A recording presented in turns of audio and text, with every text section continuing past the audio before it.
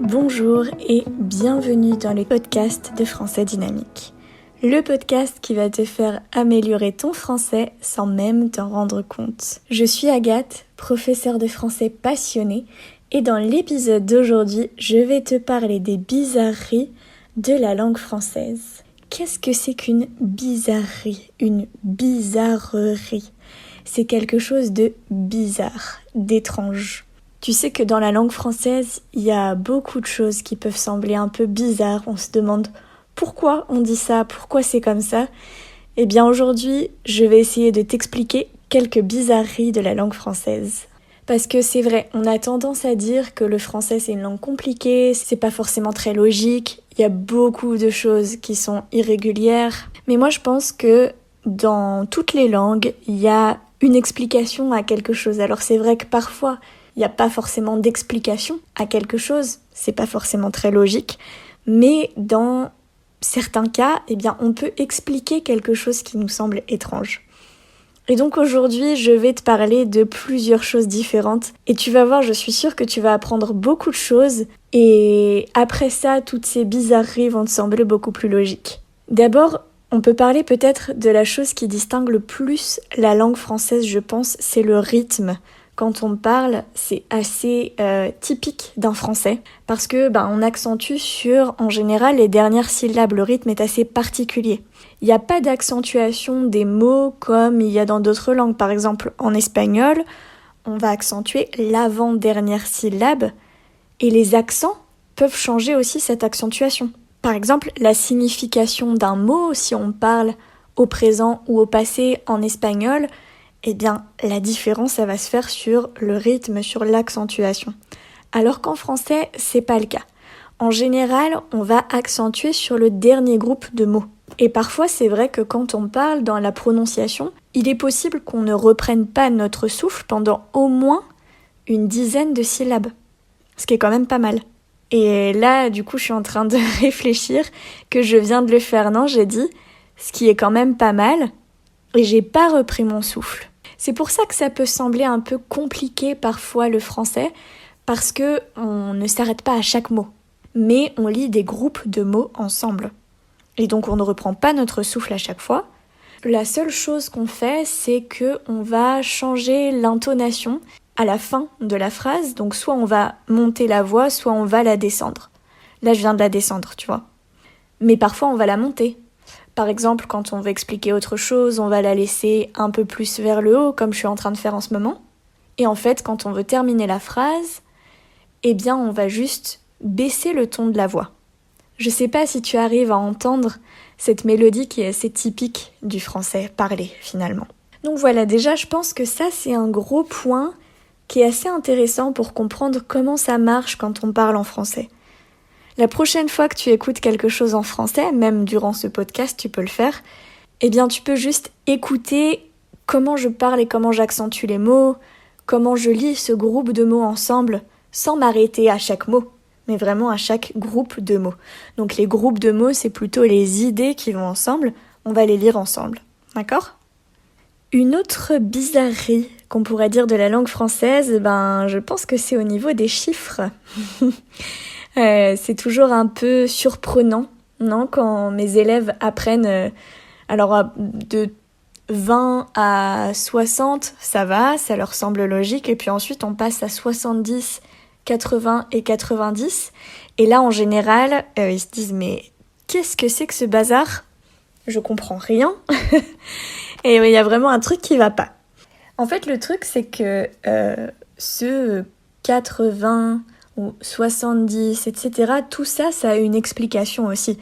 C'est pas juste parce qu'on avait envie de faire des mathématiques qu'on s'est décidé à mettre ces chiffres. Comme tu peux peut-être t'imaginer, le 80, par exemple, 4 fois 20, finalement, on fait un peu des mathématiques, mais pourquoi ? C'était utilisé par les Vascons. C'était le premier peuple donc, qui aurait colonisé l'Europe il y a 20 000 ans. Les Gaulois aussi, ils comptaient comme ça d'ailleurs, je l'ai trouvé dans mes recherches, les Gaulois aussi. Et en fait, tout simplement, pourquoi ils comptaient comme ça ? Parce qu'ils utilisaient leurs doigts. Donc, pour arriver à 80, au chiffre 80, eh bien, on avait besoin de 4 fois nos doigts donc entre les doigts des mains et le doigt des pieds, ok, ça fait 20 doigts normalement. Et donc 4, 20, eh bien ça fait 80, d'accord, le 80 d'aujourd'hui. Alors c'est vrai que par exemple en Suisse, eh bien on peut dire 80, ça se trouve. Et puis pour le 70 et le 90 en Belgique, on peut dire aussi 70 et 90. Voilà, ça peut se trouver aussi selon les variétés et selon le français. Mais c'est un peu pour que tu vois que tout a une logique. Donc pour le 80, ça fonctionne comme ça. Ensuite pour le 70, en fait à l'époque, on compliquait encore plus ça puisqu'on disait 3, 20, 10. 3, 20, 10, c'était le 70 ou le 70 d'aujourd'hui. Et donc à l'époque des Gaulois, ils comptaient justement par 20. Donc c'est pour ça qu'ils disaient que 3 fois 20, ça faisait 60, et ensuite on rajoutait le 10, de façon logique, d'accord ? Il y a une petite anecdote quand même aussi pour le 70. Donc la petite anecdote, c'est en rapport avec Louis XIV. Je sais pas si tu connais Louis XIV, c'est le roi Soleil. En tout cas, il se faisait appeler comme ça, le roi Soleil. Et il a été roi pendant extrêmement longtemps. Son règne a duré pendant très très longtemps, de 1643 à 1715. D'ailleurs, je sais pas si tu sais, mais les dates, on peut les lire 1643 ou alors on peut lire 1643. Il y a deux possibilités. Donc il a été roi pendant très très longtemps. Il est devenu roi à l'âge de 5 ans. Et voilà, il est mort assez vieux. Et donc c'est un très grand roi qui a fait construire par exemple Versailles. Je sais pas si tu connais le château de Versailles, le palais de Versailles. Mais voilà, c'est magnifique et très très grand et impressionnant. Et donc il se trouve que ce roi Louis XIV, il avait pas vraiment envie de vieillir. Donc pour l'époque, il a vécu assez vieux et il a vécu plus de 70 ans. Et donc arrivé à l'âge de 69 ans, en fait ce roi s'est dit « Moi je veux pas passer au 70, là c'est trop vieux le 70. Donc 69, on va continuer à compter à partir de 9, 10. Moi je vais dire que j'ai 70 ans et pas que j'ai 70 ans. Parce que 70 pour lui c'était trop vieux. Donc il a compté comme ça, il a compté 70. Voilà, c'est une petite anecdote qui fait aussi que, on a continué à compter comme ça, comme 70. Ensuite, le 80, j'ai expliqué. Le 90, c'est un peu la même logique que tout à l'heure. C'était la façon de compter des Gaulois ou des Vascons. Donc voilà, il y a une logique un petit peu à tout ça quand même. Et puis ensuite, le dernier point dont je voulais parler, c'est l'accent circonflexe.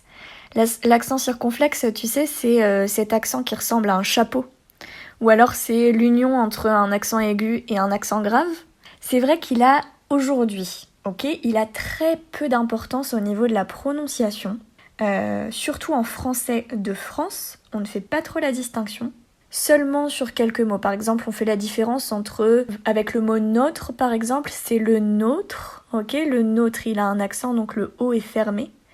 Ou alors, par exemple, c'est notre pays. Là, le O est ouvert, il n'y a pas d'accent circonflexe. D'accord ? On fait la différence entre, par exemple, ces deux mots-là au niveau de la prononciation. Mais sinon, on ne fait pas vraiment la différence aujourd'hui en français de France. Par contre, c'est vrai que les Belges, ils vont avoir tendance justement à marquer plus cette différence lorsqu'il y a un accent circonflexe. Et voilà, c'est une chose qui s'est perdue dans la plupart des régions en France, mais en Belgique, on continue un peu à accentuer. Donc c'est-à-dire qu'on va juste prononcer de façon un peu plus forte cet accent, un peu plus longue.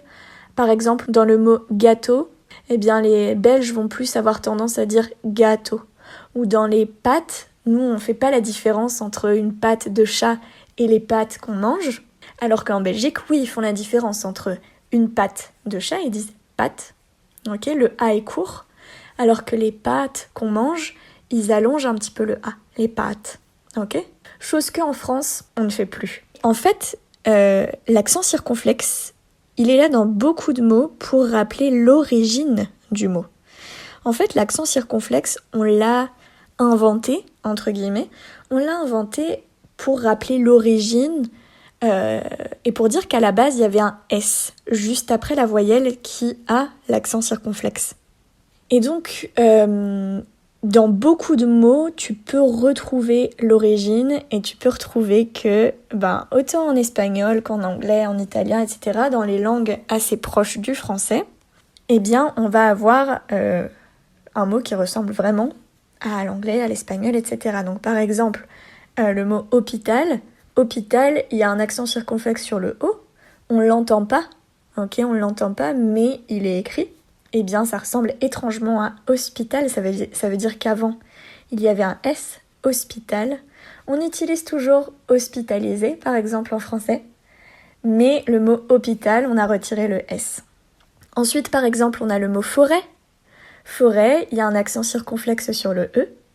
Ça ressemble étrangement à forest en anglais, ou alors forestal aussi qu'on peut retrouver, en français aussi. Ensuite, on a le mot prêter. Prêter, il y a un accent circonflexe sur le premier E. Ça ressemble étrangement à prestar en espagnol, ok. Ou alors par exemple la tête. La tête, il y a un accent circonflexe sur le premier E aussi. Et ça ressemble vraiment à la testa en italien, non ? Donc voilà, je trouve que c'est assez intéressant de retrouver que l'origine finalement, elle est toujours là. Elle est toujours là dans certaines langues et voilà, on utilise toujours le S dans certains mots. Alors c'est pas le cas pour tous les mots, mais pour beaucoup de mots, effectivement, l'accent circonflexe est là pour rappeler cette origine. Et bien voilà, j'ai fait un peu le tour de toutes ces bizarreries de la langue française, en tout cas les plus communes et celles qui font le plus peur, on peut dire. N'hésite pas à m'envoyer un message pour me dire quelles sont les choses que tu trouves les plus bizarres en français. Est-ce qu'il y a vraiment quelque chose qui t'a choqué quand tu as commencé à apprendre le français ? N'hésite pas à me dire aussi ce que tu as pensé de cet épisode, à mettre un petit like si ça t'a plu, ça m'aidera beaucoup.